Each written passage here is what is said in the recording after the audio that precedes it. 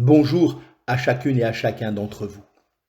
Nous poursuivons notre réflexion autour de la foi et nous allons, pendant les 4 jours qui viennent, considérer particulièrement les expériences d'Élie.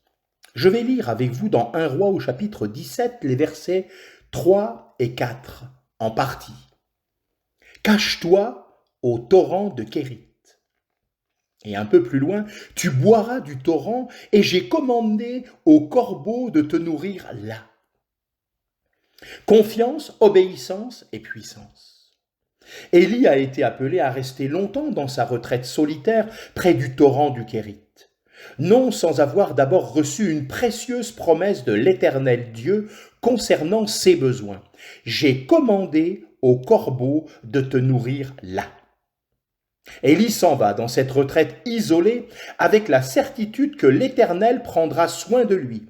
Dieu pourvoira à ses besoins, même si ce doit être de façon totalement imprévisible. Notons, j'ai commandé aux corbeaux de te nourrir. Quelle étrange manière d'être nourri. Et quelle demande de foi continuelle pour Élie. Il lui fallait attendre la visite quotidienne d'oiseaux sauvages qui, poussés par leur instinct, auraient dû dévorer eux-mêmes son repas. Mais était-ce à eux que le prophète devait en réalité sa subsistance? Certainement pas. Il s'appuyait de tout son cœur sur ces précieuses paroles. J'ai commandé.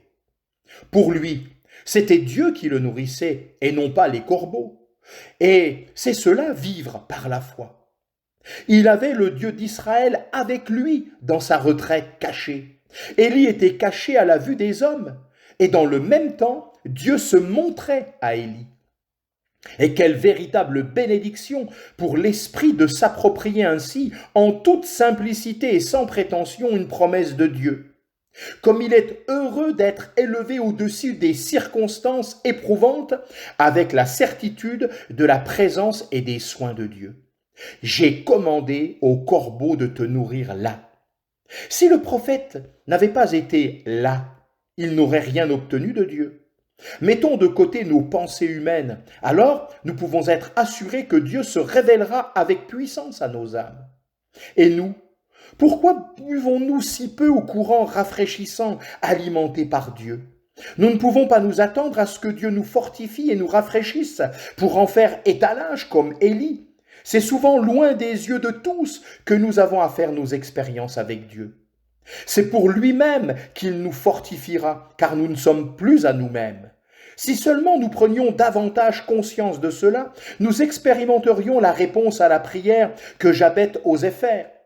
Si tu me bénissais abondamment, si tu étendais mes limites, en sorte que je fusse sans douleur, dans 1 Chronique au chapitre 4 et au verset 10, que Dieu nous aide à lui faire entièrement confiance et qu'il vous bénisse richement.